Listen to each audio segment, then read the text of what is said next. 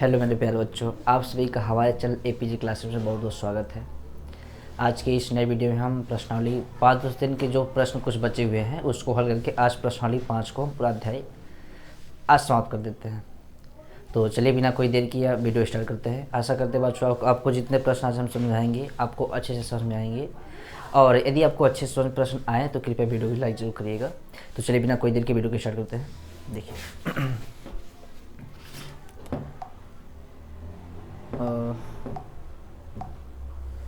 आज last video रहेगा प्रश्नावली 5 का। देखिए प्रश्न नंबर 5 हमने कल 16 तक किया था, ठीक है। 17 साल हमें कराना है। तो देखिए 17वां प्रश्न हमारे पास क्या है कि एक स्कूल के विद्यार्थियों ने वायु प्रदूषण को कम करने के लिए स्कूल के अंदर और बाहर पेड़ लगाने के बारे में सोचा।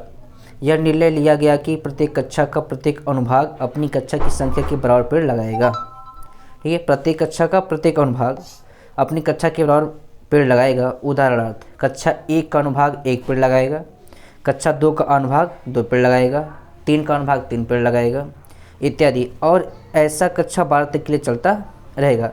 प्रत्येक कक्षा के 3 अनुभाग हैं। इस स्कूल के द्वारा लगाए गए विद्यार्थियों के कुल पेड़ों की संख्या ज्ञात करनी है, यानी हमें योग निकालना है। देखिए बात समझिए, ठीक है। हमारे पास कक्षा कर रहा है कहाँ तक चल रहा है, 12 तक, और जबकि स्टार्ट कहाँ से हो रहा है, 1 कर रहा है कि एक अनुभाग एक ही पेड़, अरे एक कक्षा एक ही पेड़ लगाएगा। अच्छा एक अच्छा नहीं, एक अनुभाग एक पेड़ लगाएगा, ठीक है। एक अनुभाग एक पेड़, एक अनुभाग एक पेड़। अनुभाग का मतलब पे समझ लीजिए सेक्शन, ठीक है। अनुभाग का मतलब सेक्शन, एक सेक्शन एक पेड़ लगाएगा। अब आपको पता है जो बड़ी बड़ी स्कूलें हैं, सरकारी स्कूलें, तो उसमें सेक्शन बटा होता है। जिससे मतलब कि कक्षा 10 में सेक्शन होता है ए बी सी डी, ऐसे 3-4 सेक्शन होते हैं, कहीं कहीं एक ही सेक्शन होता है। तो ये हमारे कह रहा है कि ए अनुभाग है। अब प्रश्न कह रहा है कि एक कक्षा के 3 अनुभाग हैं, यानी यहाँ पे एक कक्षा के, अब कोई भी कक्षा हो, चाहे 1 का हो, 2 का हो, 12 का हो, 10 का हो, कितने अनुभाग उसमें है, 3, मतलब 3 सेक्शन है, यानी सेक्शन ए, सेक्शन बी और सेक्शन सी। ये सब हमारे पास के अनुभाग है, और एक अनुभाग एक ही पेड़ लगाएगा। और बात ये भी कहा जाए कि प्रत्येक जो कक्षा है अपनी कक्षा के बराबर संख्या पेड़ लगाएगा। यदि कक्षा 1 में है तो 1 पेड़ लगाएगा, 2 में है 2 पेड़ लगाएगा, 3 में है 3 पेड़ लगाएगा, और प्रत्येक अनुभाग। तो इसका मतलब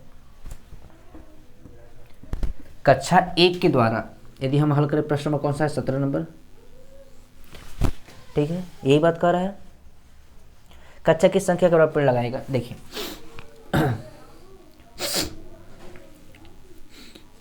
ठीक है, हल करते हैं हम।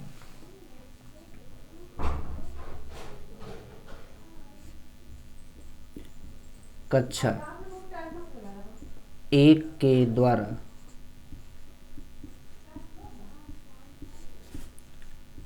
लगाए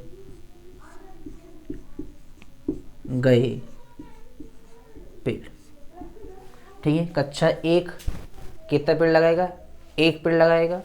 और प्रत्येक कक्षा की कितने अनुभाग हैं, 3 अनुभाग हैं,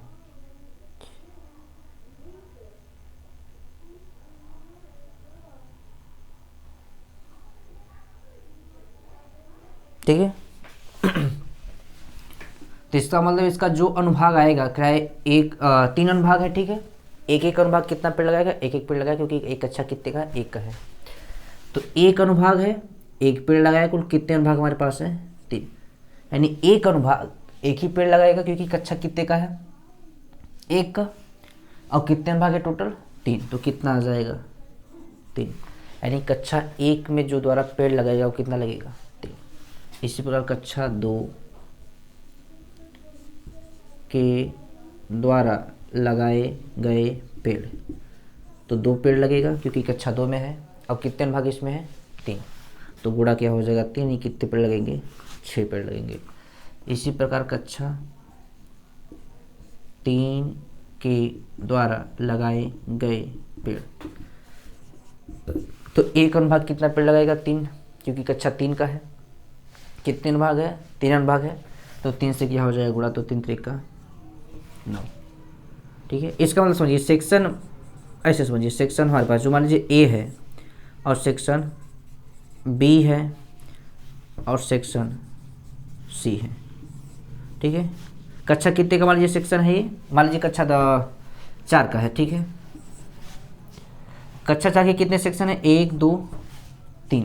प्रत्येक अनुभाग अपनी कक्षा की संख्या के बराबर पेड़ लगाएगा, यानी ए अनुभाग कितना पेड़ लगाएगा 4, ए अनुभाग कितना पेड़ लगाएगा 4, ए अनुभाग कितना पेड़ लगाएगा 4, ठीक है।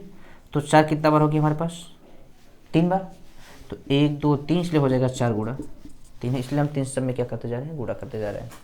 तो इसी प्रकार dash dash dash dash dash dash कक्षा 12 के द्वारा लगाए गए पेड़ क्या हो जाएगा 12 और गुणा 1 3 अनुभाग, इसलिए क्या हो जाएगा 12 दिया 36। तुम्हारे पास देखिए एपी क्या मिलेगी, एपी वो क्या मिल जाएगी 3 6 9 dot dot dot dot last में कितना मिलेगा 36। कुल हमें पेड़ निकालना है, तो यहाँ पे हमें एस एन निकालना है। तो जो हमारे पास ए का मिलेगा वो मिलेगा 3, डी जो मिलेगा 6 में से 3 लड़ाई कितना बचेगा 3, और जो एल दे रखा है वो कितना दे रखा है 36। तो हमें निकालना है एस एन, तो उसके लिए पहले हम एन निकाल लेते हैं। तो यहाँ पर हम लगाएंगे एल बराबर ए प्लस एन माइनस 1 डी। हम ऐसा क्यों कर रहे हैं, क्योंकि हमें एन चाहिए, क्योंकि हमें एन पता नहीं है। तो एल का मान कितना है 36, ए का मान दे रखा है 3, एन का मान पता नहीं है -1, और डी कितना दे रखा है 3। तो 36 बराबर हो जाएगा 3 प्लस 3 का हो जाएगा 3n और -3 का कितना हो जाएगा 3 प्लस का 3 माइनस का 3 गायब हो गया। तो जो 3n मिला 3m बराबर कितना मिल गया 36। तो जब हम n निकालेंगे तो 3 का 3 और 12 दिया 36, तो n का मान कितना आ गया। अच्छा वैसे भी 12 का अच्छा बोल ही रहता तो कितना गया 12 आ गया हमारे पास, ठीक है। अब हम निकालते हैं योग। तो एस एन किस तरह में कितना रखना है 12, तो n/2 होता है, इसलिए हो जाएगा 12/2 2a और प्लस 12 माइनस 1 और d। तो 12/2 मतलब हो गया 6, 2 गुणा a का मान कितना हमारे पास आया है 3, प्लस 12 में से 1 जाएगा 11 और d का कितना आया है 3। तो 6 ये हो जाएगा 2 तिया 6 प्लस 11 तिया 33। तो हो जाएगा 6 गुणा 33 से कितना हो जाएगा 39, अब इनका गुणा कर लीजिए। तो 6 9 54 हासिल 5, 6 3 18 5 23। तो कुल पेड़ कितने मिलेंगे 234 मिलेंगे, ठीक है। आशा करते बच्चों को प्रश्न अच्छे से समझ जाएंगे। चलिए स्क्रीनशॉट करिए इसको।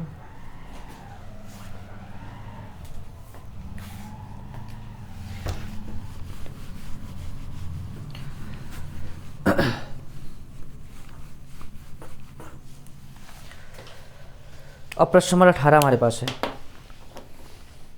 कि एक केंद्र ए से प्रारंभ करते हुए बारी बारी केंद्रों ए और बी को लेते हुए त्रिज्या 0.5 सेमी 1 सेमी 1.5 सेमी 2 सेमी वाले उत्तरोत्तर अर्धवृत्तों को खींचकर एक सर्पिल बनाया गया है, जैसा कि आकृति में दर्शाया गया है।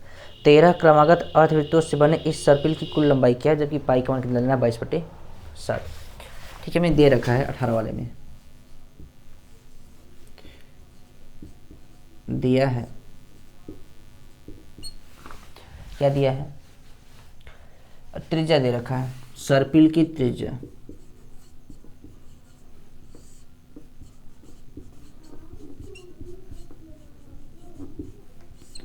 आर लिखते हैं, कितना दे रखा है 0.5 सेमी 1 सेमी 1.5 सेमी ऐसे डैश डैश है, ठीक है। इतना हमारे पास है। फिर वो क्या दे रखा है, और कुल टोटल संख्या दे रखी है कुल सर्पिल कितने हमारे पास है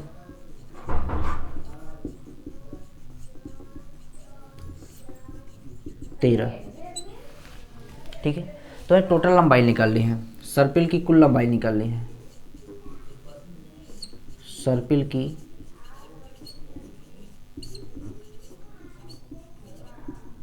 कुल लंबाई। जब कुल लंबाई की बात करेगा तब इसका मतलब हमें एस एन निकालना है, ठीक है। यदि हम एक सर्पिल की लंबाई निकाल लेंगे तो उसमें क्या करेंगे पता चल जाएगा हमें।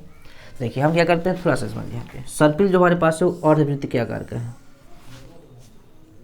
तो त्रिज्या हमारे पास कितनी है इसकी 0.5 सेमी। अच्छा चित्र पूरा बना लेते तब समझते थोड़ा सा। ए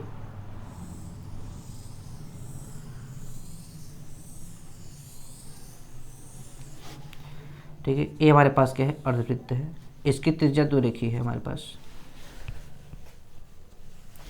ये पहले हमारे पास कितना है 0.5, फिर अगली वाली जो सर्पिल आएगी इसकी कितनी हो जाएगी, फिर इतना ही तो 1 हो जाएगा, फिर अगली वाली आएगी तो कितना हो जाएगा 1.5 हो जाएगा, ऐसे बढ़ता गया। तो यदि हम एक सर्पिल अर्धवृत्त का जो हमारे पास सर्पिल बन रहा है, यदि हम इसकी लंबाई निकालना चाहेंगे, ठीक है, ये हमारे पास है अर्धवृत्त की परिधि है, क्योंकि सर्पिल कैसा कर रहा है, अर्धवृत्ताकार ही बोला है क्या, ठीक है, अर्धवृत्त की बोल रहा है। अर्धवृत्त की जो परिधि होती है वो हमारे पास होती है पाई आर, क्योंकि हमें लंबाई निकालनी है तो हमें इसकी परिधि की लंबाई हमें पता होनी चाहिए। तो ऐसे क्या करेंगे, हमारे पास क्या है पूरी लंबाई ही है तो है, और इस लंबाई को हम बोलते हैं परिधि। तो जो अर्धवृत्त की परिधि होती है पाई आर, तो इससे जो हमें एपी मिलेगी, तो पहले अर्धवृत्त की यदि हम परिधि निकालेंगे तो हमारे पास आर का मान कितना रहेगा 0.5, तो हमारे पास क्या आ जाएगा 0.5 पाई आ जाएगा। अगले के लिए जो त्रिज्या आएगी इतना फिर और बढ़ जाएगा, तो 0.5 और 0.5 कितना हो जाएगा 1 सेमी, और 1 का गुणा जब हम यहाँ पे रखेंगे यहाँ पे तो पाई कम कितना आ जाएगा, पाई आ जाएगा। अगले वाले में आएंगे तो अब एक में फिर 0.5 मिलेगा तो कितना हो जाएगा 1.5, आर का मान जब इतना रखेंगे तो यहाँ पे इतना क्या आ जाएगा पाई आ जाएगा। ऐसे डैश डैश चलता रहेगा। कितने सर्पिल हैं 13 तक, ठीक है, 13 चक्र तक, क्योंकि 13 चक्र की बात कर रहे हैं। ऐसे कितने चक्र हमारे पास है 13 चक्र बनने हैं। अब इसकी हमें टोटल लंबाई निकालनी है,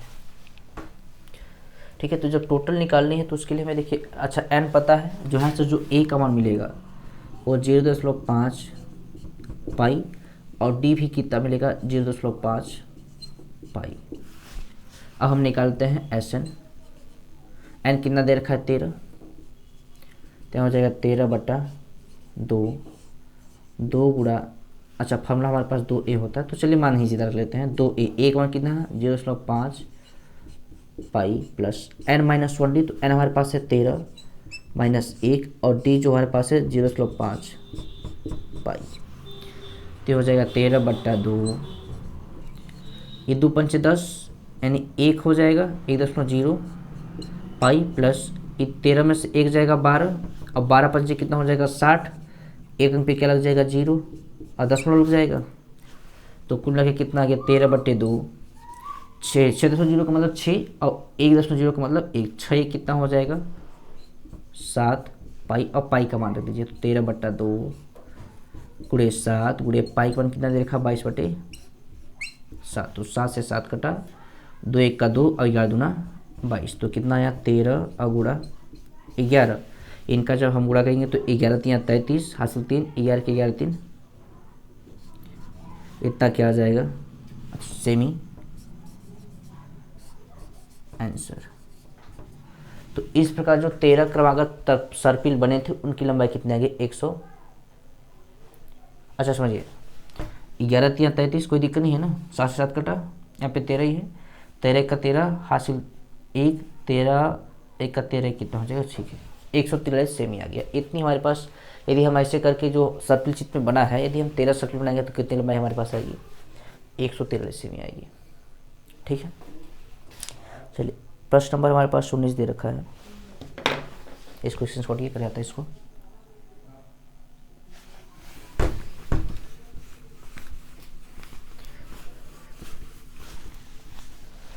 देखिए प्रश्न नंबर 19 हमारे पास है कि 20 लट्ठों के ढेरी के रूप में इस प्रकार रखा जाता है कि सबसे निचली पंक्ति में 20 लट्ठे, उसकी अगली पंक्ति में 19 लट्ठे, उससे अगली पंक्ति में 18 इत्यादि आकृति में दिखाया गया है।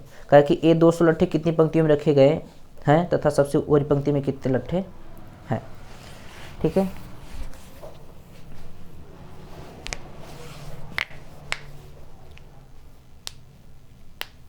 टोटल जो हमारे पास लट्ठों की संख्या दे रखी है, कितनी दे रखी है 200 दे रखी है, ठीक है।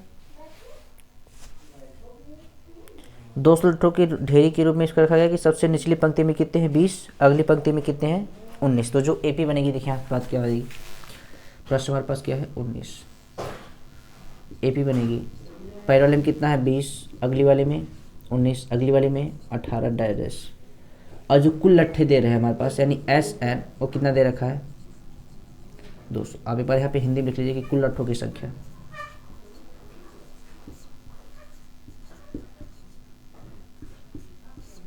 लट्ठों की संख्या यानी SN जो दे रखी है वो कितनी दे रखी है 200 दे रखी है। ठीक है, तो कह रहा है कि 200 लट्ठे कितनी पंक्तियों में रखे गए, मतलब हमसे नंबर पूछ रहा है, और सबसे ऊपरी पंक्ति में कितने लट्ठे, मतलब यहाँ पे लास्ट पद निकालना रहेगा हमें। तो यहाँ से जो हमें A मिल जाएगा वो कितना मिलेगा 20, और D निकालेंगे तो कितना आ जाएगा माइनस का 1।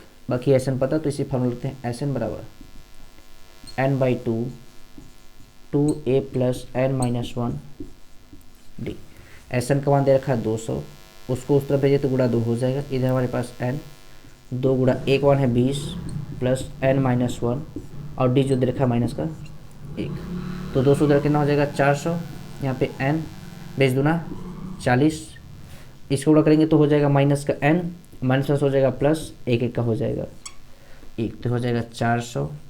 अंदर n का गुणा करिए तो पहले बार जोड़ लीजिए 40 और 1 कितना हो जाएगा 41, और माइनस n के अभी जाने दीजिए 40 से हो जाएगा 41 माइनस का n, तो 400 n का अंदर मल्टीप्लाई करेंगे तो हो जाएगा 41n माइनस n का n करेंगे तो हो जाएगा n², सबको उस तरफ उठा ले जाएगी तो माइनस का n² उस तरफ जाएगा प्लस का n², प्लस का 41n उस तरफ जाएगा माइनस का 41n, और प्लस कितना है 400। अब आपको संख्या ढूंढने की, गुणा करें पे 400 जोड़े पर 41, ऐसी कौन सी संख्या बन सकती है, गुणा करें पे 400 और जोड़े पर कितना आना चाहिए 41 आना चाहिए। चलिए 400 गुणनखंड करते हैं तो हो जाएगा 200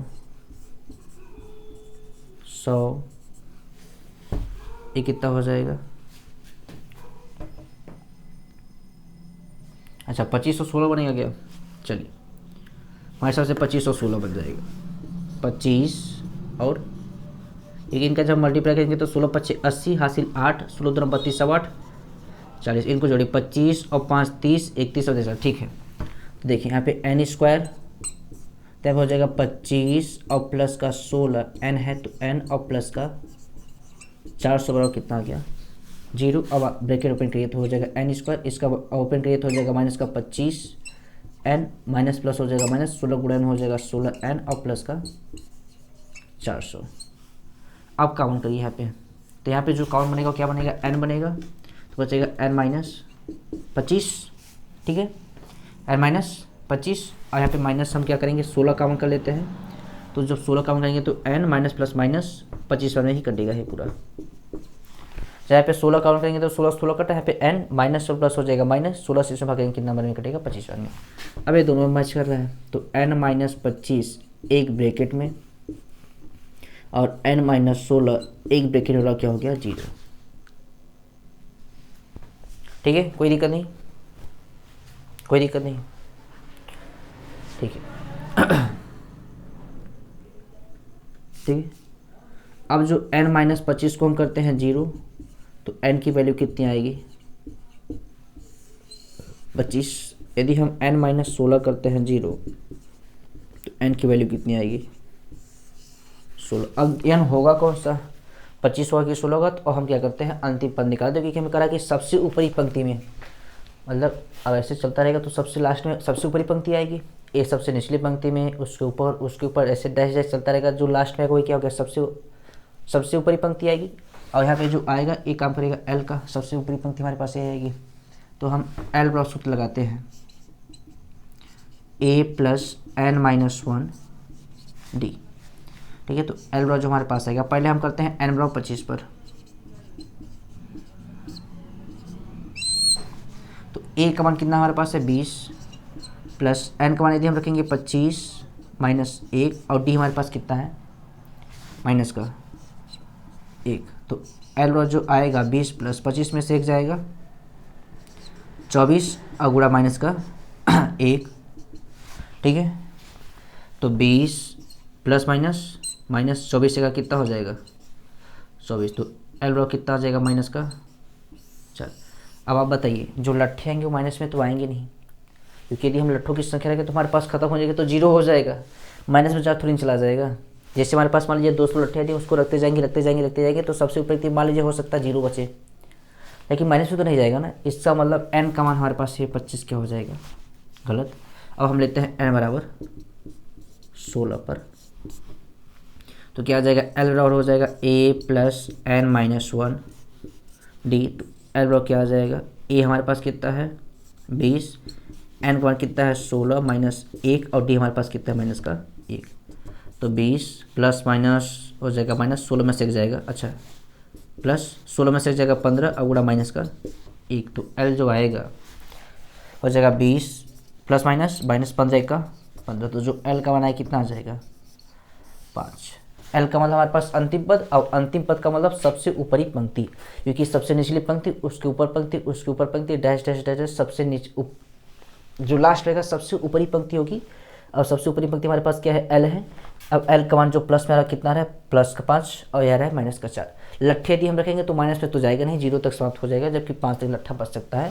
तो इसका मतलब सबसे ऊपरी पंक्ति में कितनी होंगी हमारे पास 5 लट्ठे, और जो पंक्तियों की संख्या होगी कितनी हो जाएगी वो 16। तो आप यहाँ पे लिख सकते हैं कि अतः सबसे ऊपरी पंक्ति में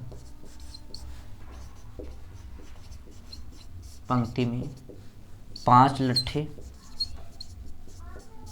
व कुल 16 पंक्तियां होंगी, 16 पंक्तियां होंगी, ठीक है। 16 पंक्तियों में हम पूरी लट्ठों को बिछा देंगे और सबसे जो ऊपरी पंक्ति में आएगी वो कितनी आएगी 5 आएगी, ठीक है। आशा करते बच्चों को प्रश्न वाला अच्छे समझ में आया होगा। तो चलिए इस पार्ट का एक लास्ट प्रश्न हमारे पास बच्चा है, इसको भी कंप्लीट कर लेते हैं।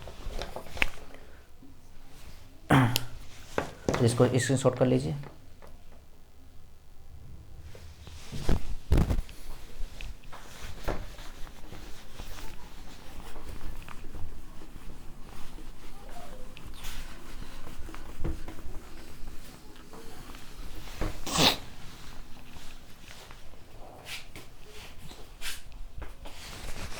देखिए लास्ट प्रश्न करा कि एक आलू दौड़ में प्रारंभिक स्थान पर एक बाल्टी रखी हुई है जो पहले आलू से 5 मीटर की दूरी पर है तथा अन्य आलू को एक सीधी रेखा में परस्पर 3 मीटर की दूरी पर रखा गया है।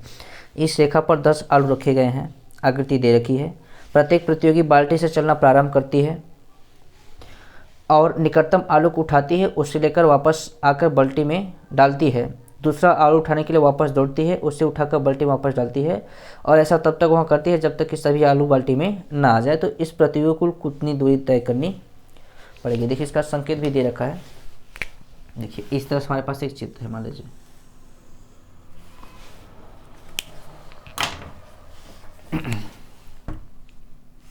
वही है क्या यार। देखिए यहाँ पर देखिए एक बाल्टी रखी है इस तरह से। अब यहाँ पे एक आलू रखा गया है जिसकी इस बाल्टी से दूरी कितनी है 5 मीटर। अब एक खिलाड़ी दौड़ रहा है,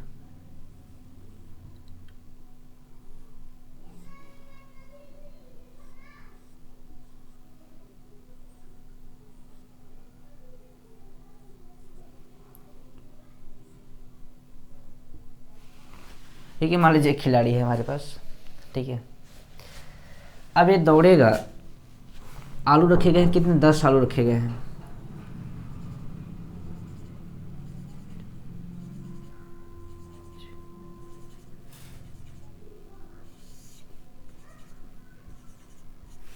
ठीक है 10 आलू रखे गए हैं। प्रश्न क्या कर रहा है कि जो पहले आलू की दूरी बाल्टी से है वो कितनी है 5 मीटर है, ठीक है। शर्त क्या है कि यहाँ से स्टार्ट करेगा दौड़ना, जाएगा आलू उठाएगा, वापस आलू को लेकर के आएगा बाल्टी में डाल देगा।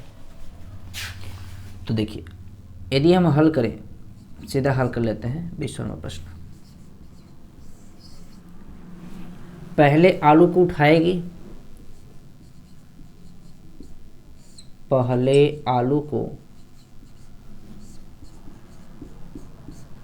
बाल्टी में डालने में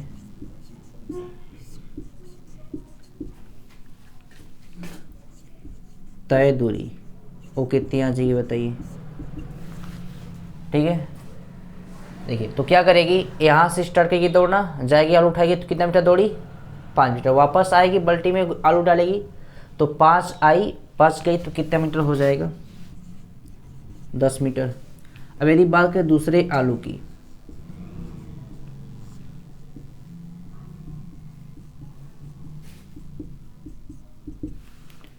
देखिए अब क्या करिए, अब प्रत्येक आलू की जो दूरी है वो कितनी दे रखी है, अब 3-3 मीटर दे रखी है।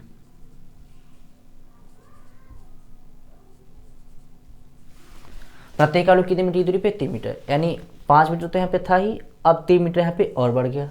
तो अब यहाँ से आएगी दौड़ेगी यहाँ पे तो कितना मीटर दूरी तय, 5 मीटर पहले से था, 3 मीटर हो गया कितना, 8 मीटर।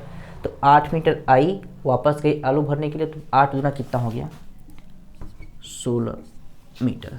इसके बाद इसी तरह का तीसरा,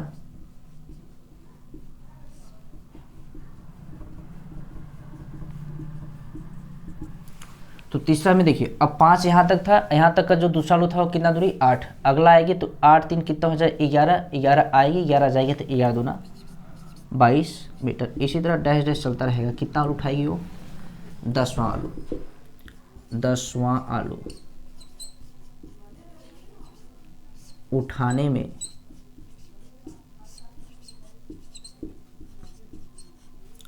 बात करें, 10वां आलू को बाल्टी में डालने में तय दूरी। ठीक है, तो 10वां आलू देखो उठाएंगे तो कितनी हो जाएगी, देखिए 8। अच्छा कितना हो जाएगा बताइए, आप ही बताइए। देखिए 5 यहाँ तक था, 3 8, 3 11, 3 14, 3 17, 3 20, 3 23, 3 26, 3 29, 3 32, 32 आएगी, 32 जाएगी, 32 दूना 64 मीटर। तो इतना तक कर लेंगे। 5 मीटर यहाँ तक का, 5 3 8, 3 11, 3 14, 3 17, 3 20, 3 23, 3 26, 3 29 और 3 32।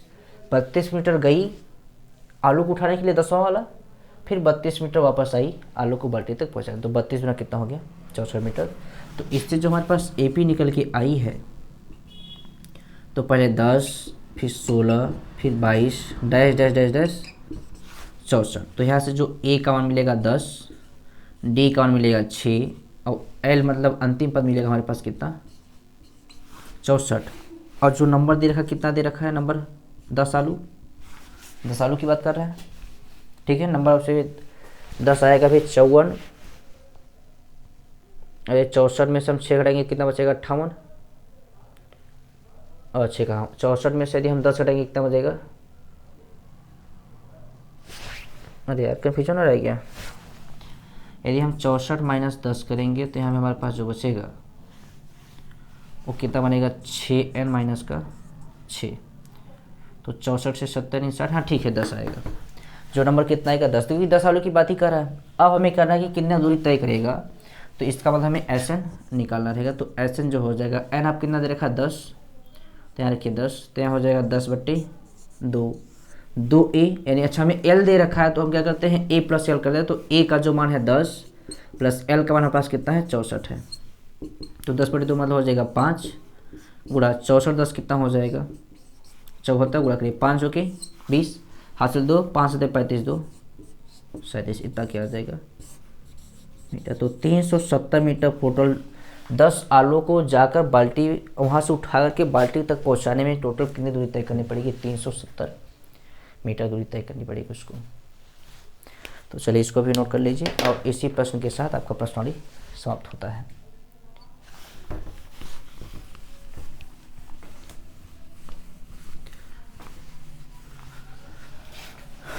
तो इसी क्रम में हमने 5वें चैप्टर को भी कंप्लीट कर लिया। आशा करते हैं बच्चों आपको सारे प्रश्नावली कि सारे क्वेश्चन आपको अच्छे समझ में आए होंगे। यदि आपको नहीं समझ में आ रहा है, कहीं भी डाउट हो रहा है, तो कृपया वीडियो को दोबारा देखें, इससे आपका सारा डाउट क्लियर हो जाएगा। तो इसी के साथ इतने पे समाप्त करते हैं। तो आज के लिए बस इतना करते हैं, बाकी के प्रश्न, बाकी के अध्याय अगले वीडियो में। तब तक के लिए जय हिंद, धन्यवाद।